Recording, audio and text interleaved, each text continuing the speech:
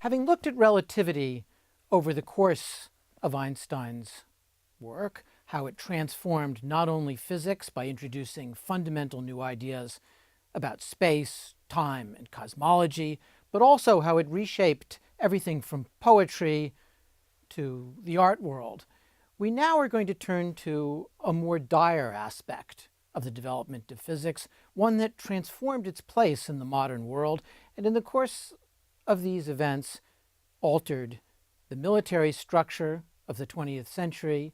It altered the way we think about the relationship of science and the state. The building of the atomic bomb was an extraordinary upheaval in the relationship of science and society. And to understand it, we should dig deep into the events that surrounded the building of the atomic bomb and to Einstein's provocation towards these developments, although he came to regret hugely having had any role at all in the development of these terrifying weapons. We're going to begin with Einstein and the Nazis. His confrontation with nationalism and with the far right began almost immediately. In his relativistic work, after he became a world figure in 1919, it took practically no time at all for the nationalists, for the far right, to attack him on the many grounds by which he was offensive to them, as a Jew, as an internationalist, as a pacifist, as somebody who challenged what seemed to be intuitively clear ideas about the physical world. The Nazistic worldview made a sharp distinction, one that had its roots beyond Nazism, but made a sharp distinction between culture and civilization, and between the state and the university. Culture was supposed to be something that was inherently German, a kind of organic attachment of society to itself. Civilization, the more mechanical, individualized association that represented, say, French society. The Nazis represented themselves to the people as being überparteilich, above party politics. Now that might seem completely absurd. How could the Nazi party say it was above party politics? But the ideology was that they were the party that was not a party. They were the party that was attached to the German folk, to a racial concept of the nation that involved no aspect of ideology, only a kind of affirmation of the natural rights of the Aryan race. In this background, against this background, around 1909, 1910, Germany was opened in a way that it hadn't been previously. Jews represented at that point 19% of instructors in the university and about 7% of the full professors. Over the course of World War I and the Weimar Republic that followed it, as things opened up even more, Jewish mathematicians, theoretical physicists began to occupy an ever more important place in the German configuration of learning.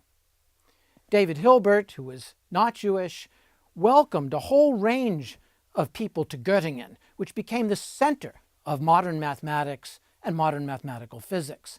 There was Richard Courant, after whom is named the Courant Institute at New York University, who pioneered new forms of applied mathematics.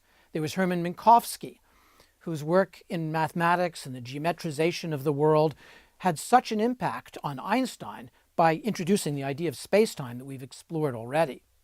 There was Hermann Weyl, who pushed Einstein's ideas of general relativity ever farther. There was Emmy Noether, one of the first and foremost of the theoretical physicists who were women at this time, also Jewish, also fled the Nazis, who introduced new ideas about symmetry in physics. These people, these mathematicians who were close to physics, had a tremendous and transformative effect on the discipline. Attached in various ways to Heisenberg was also Wolfgang Pauli, a physicist whom many called the conscience of physics, somebody whose fierce critical sense was able to take apart ideas almost instantaneously and show where their weak points were. Eugene Wigner, who came from Hungary, conservative politically, but introduced the idea of group theory and new techniques in mathematics into the heartland of quantum mechanics. Maria Goeppert-Mayer and others transformed physics as they worked with Max Born, who put quantum mechanics into its canonical final form, in a way, in Göttingen. All of these people made Göttingen a world center for inquiry, and a tremendous number of them were Jewish. They had been excluded, Jews were, from most of the experimental world because access to the laboratory and control of the instruments simply meant that they could be discriminated against and pushed out, whereas it was easier for them to ascend through the hierarchy of theory. And within the world of physics, certain places like Göttingen were rather receptive to the new diversity that took place inside physics, allowing more women and more Jews in to this closed world. Berlin was also far more ecumenical than Munich. Now, one of the things that I think modern Europeans and Americans find hard to understand is that their intuitions are that students are generally more liberal, that the young are more liberal or more open-minded than the older generation. That wasn't at all true when it was the time of the rise of Nazism. That the German Student Association was one of the most pro-Nazi groups at work anywhere in the Reich. In April of 1933, it was the German students that organized the book burnings and that announced that Jewish works would all be treated as translations, that Aryans only would be admitted to student organizations. Hitler himself predicted that intellectuals, far from being a source of primary opposition to his rule, would, as he put it, place their minds at the Nazis' disposal. The total destruction of Göttingen was at hand, as the leaders of the mathematics community there told Hitler, and Hitler didn't mind. Over the course of the following years, after Hitler rose to power in January of 1933, 1,684 scholars were dismissed, 14% of all scholars in higher education. In Berlin, that meant 32% of all the scholars in higher education. At Göttingen, 19%. At Munich, a relatively few, at 8%. 25% of all physicists were displaced or emigrated.